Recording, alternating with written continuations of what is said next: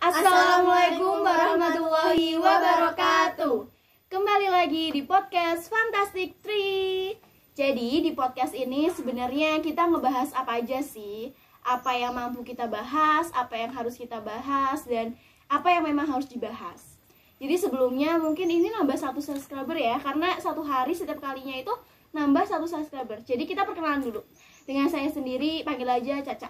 Di sebelah sini ada Mbak Talita. Dengan sini Hani. Oke, jadi pembahasan kali ini adalah tentang hak asasi manusia, di mana kita itu terinspirasi dari kasus selebgram baru-baru ini yang masih anget-angetnya nih, soal kasus selebgram Rachel V-nya, di mana dia kabur dari karantina yang harusnya 8 hari, tapi dia baru 3 hari kabur dari perjalanan Amerika Serikat. Kenapa harus kita bahas hak asasi manusia ini kaitannya sama Rachel V-nya? Kenapa? Karena seorang Rachel V-nya itu adalah selebgram, di mana yang harusnya rakyat Indonesia itu adalah karantina 8 hari. Semua wajib karantina. Tapi kenapa si Rachel V-nya 3 hari karantina aja udah bisa bebas? Itu kan bertentangan, tidak ada keadilan di mata hukum. Apalagi katanya dibantu sama 2 orang TNI. Itu tidak adil. Makanya kita bahas kasus ini sekalian berhubungan dengan hak asasi manusia. Kita harus kenal dulu sih apa yang namanya hak asasi manusia. Karena kalau kita nggak kenal, kita nggak bisa mendalami lebih jauh lagi. Oke, yang pertama dengan Mbak Talita ya. Apa sih pengertian dari HAM itu menurut Mbak Talita? HAM itu adalah hak yang melekat dari manusia yang bersifat kodratif dan fundamental. Suatu anugerah Allah yang dilindungi, dihormati, dan dijaga oleh suatu masyarakat, negara, dan hukum. Nah, sedangkan menurut UU, hak asasi manusia itu yang melekat pada hakikat dan keberadaan manusia sebagai makhluk Tuhan yang Maha Esa yang wajib dihormati, dijunjung tinggi, dan dijaga kepada masyarakat, negara, dan hukum. Nah, demi kehormatan serta harkat dan martabat manusia. Pada pasal 1 Undang-Undang ayat 39 tahun 1999 tentang HAM. Nah, selanjutnya apa sih pengertian hak asasi manusia menurut Mbak Hani? Menurut saya sendiri itu ini ya guys. Jadi saya sudah merangkum beberapa materi. Jadi hak asasi manusia itu merupakan hak yang dimiliki manusia semata-mata karena dia itu manusia. Umat manusia itu memilikinya bukan karena diberikan kepadanya oleh masyarakat atau berdasarkan hukum yang positif, melainkan semata-mata berdasarkan martabatnya sebagai manusia. Nah, 10 arti dalam makna ini merupakan meskipun setiap orang itu terlahir dengan warna, kulit, dan jenis yang berbeda, kelamin, bahasa, budaya, dan kewarganegaraan, tapi dia itu mempunyai hak-hak tersebut, dan inilah yang disebut dengan hak universal, seperti itu. Bisa dilanjutkan kepada Mbak Caca mengenai hakikat hak asasi manusia. Oke, jadi setelah tadi pengertian HAM, kita lanjut ke belajar soal hakikat HAM. Nah, hakikat HAM itu merupakan upaya untuk menjaga keselamatan eksistensi manusia secara utuh. Melalui apa? Melalui aksi keseimbangan. Nah, keseimbangan apa? Keseimbangan kepentingan antara pribadi sama umum. Selain itu juga ada melindungi, menjaga, menjunjung tinggi, menghormati hak asasi manusia itu sebenarnya tanggung jawab bersama. Tanggung jawab individu, tanggung jawab pemerintah, sama tanggung jawab negara. Kalau kita udah belajar hakikat HAM, pengertiannya apa, yang dimaksud apa, nah kalau kita udah belajar soal pengertian dan apa yang dimaksud sama hakikat HAM, kita juga harus tahu ciri-ciri dari hakikat HAM itu apa. Kenapa? Karena biar kita tahu mana nih yang termasuk dari hakikat HAM, mana yang bukan. Yang ada 3 ciri-ciri. Yang pertama adalah HAM itu tidak diberikan, tidak diwariskan, dan tidak diperjualbelikan. Maksudnya apa? Tidak diberikan. Saya atau aku tidak bisa memberikan haknya aku untuk orang lain. Begitu pula sebaiknya. Tidak diperjualbelikan. Hak asasi manusia itu tidak untuk dijual dan tidak dibeli. Karena setiap manusia berhak untuk mendapatkan haknya dari mereka lahir sampai mereka mungkin meninggal. Atau bahkan setelah meninggal, mereka juga mendapatkan haknya. Dan yang ketiga adalah tidak diwariskan. Aku nggak mungkin dong mewariskan haknya aku untuk anak aku nanti, karena nanti anak aku juga bakalan dapat haknya mereka ketika nanti mereka lahir. Dan yang kedua, HAM itu berlaku untuk semua kalangan manusia, tidak pandang bulu, tidak melihat dari generasi, tidak melihat dari gender, tidak melihat dari ras, budaya, adat, atau lain sebagainya. Jadi setiap manusia, seperti yang tadi udah dibahas, kalau manusia itu mendapatkan haknya dari mereka lahir sampai mereka nanti meninggal atau bahkan setelah mereka meninggal. Itu tidak pandang bulu. Semua manusia adil mendapatkan haknya. Yang ketiga adalah, ini yang paling sering banget kasus-kasus terjadi di Indonesia. Kalau hakikat HAM atau hak asasi manusia itu tidak boleh dilanggar. Padahal sebenarnya sering banget dilanggar, masih ada kecurangan atas hak asasi manusia atau ketidakadilan. Nanti mungkin kita akan bahas lebih lanjut sih apa aja pelanggaran hak asasi manusia yang ada di Indonesia atau yang ada di luar. Oke, selanjutnya kita akan balik ke Mbak Talita lagi ya. Perkembangan pemikiran HAM itu bagaimana? Tolong dijelaskan. Nah, perkembangan pemikiran HAM itu bermula dari ada beberapa. Yang pertama ada Piagam Madinah. Nah, yang dimaksud Piagam Madinah itu dokumen yang disusun oleh Nabi Muhammad SAW, yang merupakan suatu perjanjian antara suku-suku atau kaum-kaum yang penting di Yastrib. Nah, selanjutnya ada beberapa lagi yang bisa dijelaskan. Oke, lanjut yang kedua itu kan ada Magna Carta. Magna Carta ini telah menghilangkan hak absolutisme raja. Kemudian yang ketiga itu ada The French Declaration yang berbunyi tidak boleh ada penangkapan dan penahanan yang semena-mena, termasuk penangkapan tanpa alasan dan penahanan tanpa surat perintah yang dikeluarkan oleh pejabat yang sah. Dalam kaitan itu berlaku prinsip presumption of innocence. Nah, ini itu berarti orang-orang yang ditangkap itu ditahan dan dituduh itu berhak dinyatakan tidak bersalah sampai ada keputusan pengadilan yang berkekuatan hukum yang tetap menyatakan jika dia itu bersalah, seperti itu. Oke, jadi setelah tadi Mbak Talita dan Mbak Hani itu udah menambahkan atau udah memaparkan 3 materi dari perkembangan HAM di Indonesia ya. Perkembangan pemikiran HAM. Ya. Jadi di sini aku akan menambahkan 4. Yang keempat, yang berarti the four freedom. 4 berarti 4. The four freedom dibagi menjadi 4 juga. Yang pertama adalah generasi pertama, generasi kedua, generasi ketiga, dan generasi keempat. Kita bahas satu-satu ya. Di generasi pertama ini, pemikiran hak asasi manusia terpusat atau terfokus pada bidang hukum sama politik. Di generasi kedua, pemikiran hak asasi manusia itu nggak cuma menurut hak yuridis aja, tapi juga udah meluas nih ke bidang sosial, ekonomi, politik, sama budaya. Di generasi yang ketiga ini, keadilan dan pemenuhan hak asasi manusia itu dimulai sejak mulainya pembangunan itu sendiri, bukan setelah pembangunan itu selesai. Di generasi yang keempat, ini generasi yang terakhir, pengertian hak asasi manusia itu dipelopori sama negara-negara yang ada di kawasan Asia, yang pada tahun 1983 mereka itu melahirkan deklarasi hak asasi manusia yang disebut Declaration of Basic Duties of ASEAN People and Government.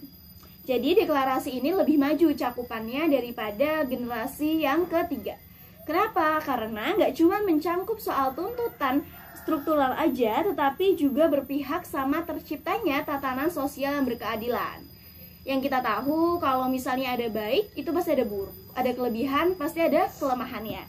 Jadi selain ada baiknya di deklarasi ini, ternyata juga menimbulkan masalah yang kaitannya sama pembangunan HAM. Ada 5 masalah. Yang pertama adalah pembangunan berdikari, perdamaian, partisipasi, rakyat hak-hak atau hak dan rakyat. Dan yang kelima ada berbudaya. Mungkin untuk lebih jelasnya apa yang dimaksud, kalian bisa searching atau cari di buku, atau mungkin ada yang udah paham apa itu soal HAM dan yang kita bahas. Jadi mungkin kalian bisa cari sendiri ya. Oke, untuk selanjutnya Mbak Talita nih, dilanjut lagi sama Mbak Talita. Gimana sih? Ada perumusan HAM, yaitu yang dibuat perjanjian hak-hak sipil dan politik dan perjanjian hak-hak ekonomi, sosial dan budaya. Nah, di sini saya menyebutkan apa sih hak-hak sipil dan politik. Ada beberapa pasal, yaitu yang pertama pasal 6, artinya hak atas hidup. Dan yang kedua ada pasal 9, hak atas kebebasan dan keamanan.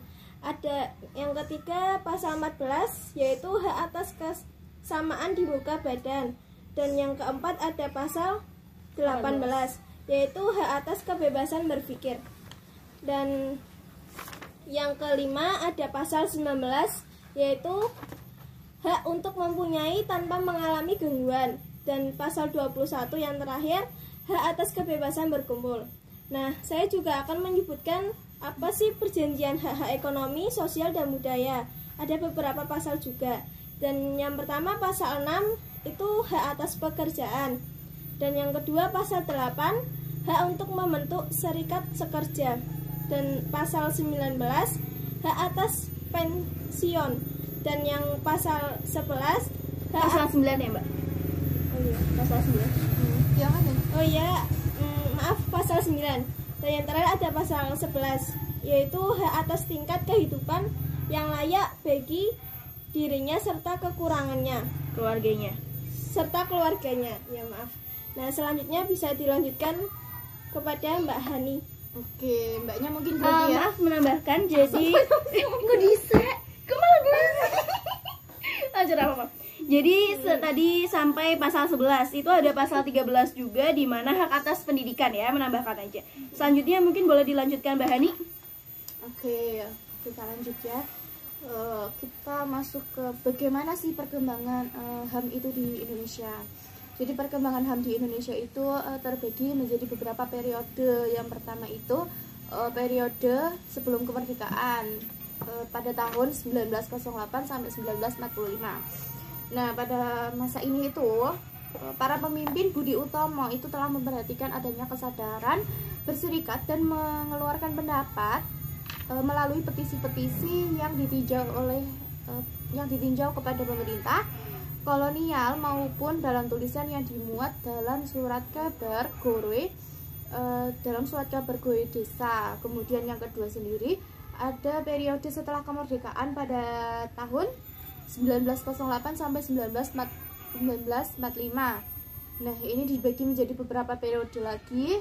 Yang pertama ada periode 1945 sampai 1950 yang memuat tentang hak kebebasan untuk berserikat melalui organisasi politik. Kemudian yang kedua pada periode 1950 sampai 1959 ini jadi periode ini tuh dikenal dengan sistem pemerintahannya yang demokrasi terpimpin. Ya, yang ketiga ada periode 1970 sampai 1980 pada masa yang diwarnai oleh sikap penolakan terhadap hak asasi manusia sebagai produk barat. Kemudian yang keempat ada periode 1966 sampai 1998. Bincang.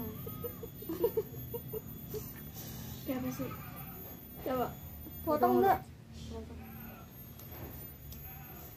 Bis lebih viral. Kelima. Oke, lanjut pada periode 1970 sampai 1980. Nah, pada masa ini diwarnai oleh sikap penolakan terhadap hak asasi manusia sebagai produk barat. Kemudian ada periode 1966 sampai 1998 yang memuat jadi pada periode ini itu diadakan seminar tentang hak asasi manusia itu sendiri. Nah, yang terakhir itu pada masa 1998 sampai sekarang nih. Apa sih? Yaitu periode ini tuh dilakukan dengan dua tahap. Yang pertama itu perspektif status dan yang kedua adalah tahap rule consistent behavior. Oke, gimana nih? Kita lanjut aja ya. Lanjut ke Mbak Caca untuk membahas tentang bentuk-bentuk HAM. Ya, lanjut. Oke, sekarang kita lanjut ke bentuk-bentuk HAM. Itu ada hak sipil dan hak politik yang dibagi menjadi 3. Sebenarnya mungkin lebih dari 3, cuman karena waktunya ya. Jadi di sini aku cuman memberikan contoh 3. Untuk yang lebih lanjut ya kalian bisa searching atau bisa baca buku atau mungkin udah ada pada tahu nih. Jadi yang satu adalah hak untuk hidup, kebebasan dan keamanan pribadi. Yang kedua adalah hak bergerak. Yang ketiga adalah hak atas satu kebangsaan. Hak untuk hidup, ya kita bebas untuk hidup, itu haknya kita untuk hidup. Kita nggak bisa dituntut, oh kamu harus mati, oh kamu harus hidup. Kita nggak bisa kayak gitu. Hak kebebasan, dimana kita bebas untuk menentukan kita mau jadi apa, nantinya kita mau kayak gimana, itu adalah haknya kita. Kita tidak bisa dituntut atau diatur oleh orang lain. Hak untuk bergerak, kita bebas mau bergerak ke arah mana aja selama itu tidak melanggar hukum. Dan yang ketiga adalah hak atas satu kebangsaan. Yang kedua, hak ekonomi, hak dan hak sosial budaya. Yaitu ada 3 juga. Yang satu ada hak untuk bekerja, yang kedua hak atas jaminan sosial, yang ketiga adalah hak atas pendidikan. Dimana yang kedua ini, hak atas jaminan itu tadi udah disebutkan dalam hakikat HAM bahwa tanggung jawab HAM itu dipikul bareng-bareng, dipikul individu, dipikul pemerintah, sama dipikul sama negara. Nah, hak atas jaminan sosial ini adalah salah satu contoh di mana pemerintah atau negara itu melindungi rakyatnya dengan memberikan jaminan sosial agar rakyatnya merasa aman, merasa tenang, dan merasa diperhatikan. Yang ketiga adalah hak atas pendidikan. Hak atas pendidikan ini semua rakyat Indonesia, semua manusia ini berhak untuk mendapatkan pendidikan yang selayak-layaknya. Sementara itu nih, dalam Undang-Undang Dasar 1945, dalam amandemen 1-4, UUD 1945, memuat juga hak asasi manusia yang terdiri dari 7. Yang pertama adalah hak kebebasan untuk mengeluarkan pendapat. Kita sebagai rakyat itu bebas untuk mengeluarkan pendapatnya kita. Yang kedua adalah hak kedudukan yang sama di dalam hukum. Nah, ini yang sebenarnya pemerintah atau negara Indonesia masih kurang menerapkan hak kedudukan yang sama di mata hukum. Seperti yang udah dibahas di opening tadi, kalau ya selebgram CV-nya bisa keluar karantina selama 3 hari yang usia 8 hari, itu jelas tidak sama kedudukannya di mata hukum. Apalagi dibantu sama aparat TNI. Nah, banyak banget sebenarnya kasus-kasus di mana hak kedudukan yang sama di mata hukum itu tidak diterapkan dengan baik. Salah satu contohnya, ada nih DPRD Benggalis yang korupsi 31 miliar di mana divonis 1,5 tahun penjara. Sedangkan seorang nenek 92 tahun mencuri kayu bakar itu juga dipenjara 1 tahun. Seharusnya yang korupsi itu lebih berat, karena nggak cuma merugikan individu aja, tetapi merugikan negara, merugikan banyak pihak, merugikan masyarakat yang ternyata masih banyak loh masyarakat yang kurang mampu, yang tidak diperhatikan. Banyak banget kasusnya sebenarnya di Indonesia. Salah satunya adalah pedagang. Nih, ada contoh lagi. Seorang pedagang bubur di mana melanggar PPKM, tidak memakai masker, didenda 5 juta. Itu letak keadilannya di mana? Dia nggak pakai masker itu nggak tiap hari, hanya pada saat itu aja. Sedangkan ada nih beberapa aparat kayak lurah, camat, itu waktu masa PPKM menggelar hajatan ya Mbak ya. Dan itu tidak apa-apa, cuma meminta maaf aja. Tidak ada denda atau tidak ada yang sebagainya. Hukum yang seharusnya dijalankan itu tidak ada. Nah itu di mana letak keadilan di mata hukum, letak kedudukan di mata hukum. Bukan berarti karena seorang petinggi negara itu diadilkan banget, diagung-agungkan banget. Itu kan nggak bisa ya Mbak ya. Terus yang rakyat kecil ditelantarkan, gimana itu nggak bisa. Jadi rakyat Indonesia, negara ini, sekarang ini, itu lagi sekarat sama yang namanya keadilan. Ini perlu banget dapat perhatian dari negara. Dan yang ketiga adalah hak kebebasan berkumpul. Kita bebas berkumpul sama siapa aja selama itu tidak melanggar peraturan yang ada di negara ini. Yang ketiga adalah hak kebebasan beragama. Kita bebas mau masuk ke agama mana aja, kita bebas untuk memilih belajar di agama mana aja. Tidak harus, kamu harusnya di agama Islam, kamu harusnya di agama Kristen, itu nggak harus ya. Yang keempat adalah hak penghidupan yang layak. Ini juga kasus nih banyak banget, dimana masih banyak banget loh orang-orang yang penghidupannya belum layak, yang tinggal di kolong jembatan, yang tinggal di mungkin nggak punya rumah, ternyata tidurnya cuma di emperan toko. Itu kurang banget dapat perhatian dari pemerintah.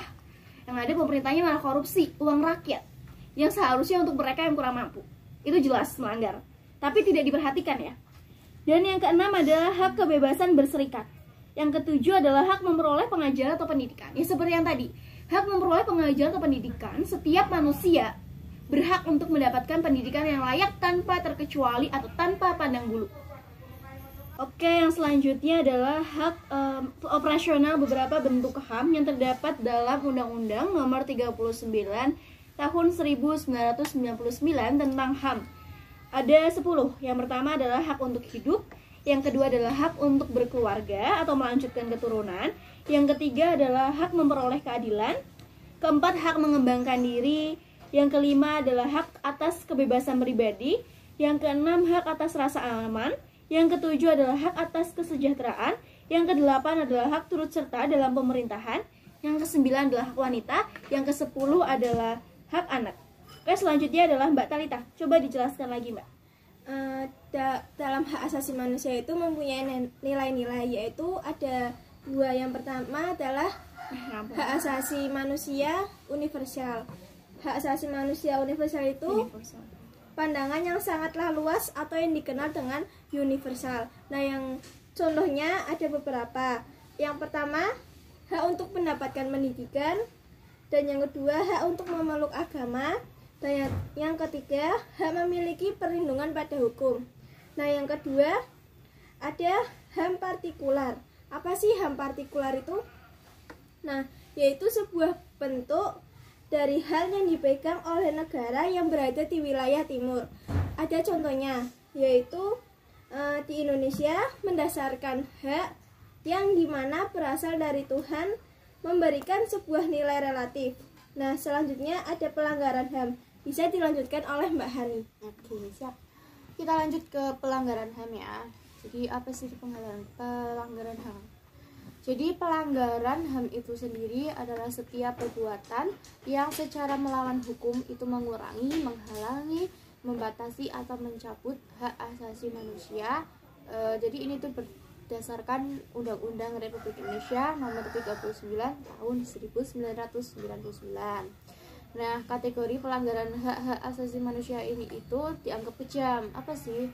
Jadi contohnya ya, itu yang pertama ada pembunuhan besar-besaran atau genocide. Ya, terus ada rasialisme, kemudian ada terorisme yang berskala besar, kemudian penolakan secara sadar untuk kebutuhan dasar manusia, kemudian perusakan kualitas lingkungan. Lanjut ada kejahatan-kejahatan perang. Jadi kasusnya Marsinah. Jadi Marsinah ini seorang aktivis dan buruh pabrik pada masa Orde Baru. Dia itu pekerja pada PT Catur Putra Surya Porong Sidoarjo, Jawa Timur, yang diculik kemudian ditemukan terbunuh pada 8 Mei 1993. Setelah menghilang selama 3 hari ini, jadi akibatnya itu meninggal Marsinah karena menuntut upah. Jadi sebabnya itu menuntut upah naik 550 kepada perusahaan yang mempekerjakannya. Jadi lanjut ya. Oke, selain ada kasusnya Marsinah, sebenarnya banyak banget nih kasus soal pelanggaran HAM di Indonesia yang sampai sekarang itu tidak diadili. Yaitu ada pembunuhan Munir. Pembunuhan aktivis Munir Said Tholib terjadi 17 tahun lalu, tepatnya pada 7 September 2004. Bahkan sampai sekarang tidak ditemukan, atau lebih tepatnya pihak-pihak yang berwajib tidak mau menguak siapa dalang utama dari pembunuhan Munir ini. Ada juga soal pembunuhan massal 1965.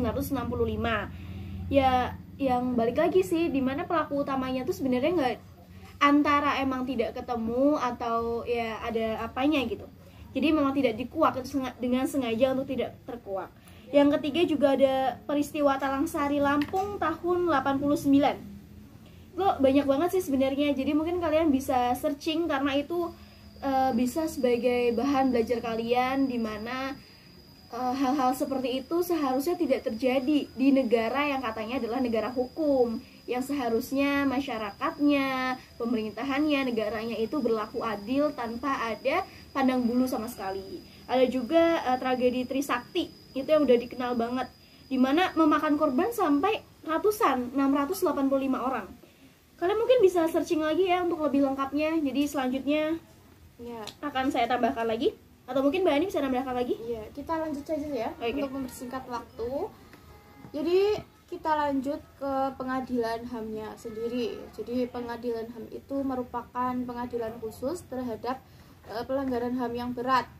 Jadi meliputi kejahatan yang tadi seperti genosida dan kejahatan terhadap kemanusiaan yang dikutip dari Undang-Undang RI Nomor 26 Tahun 2000 tentang Peradilan HAM.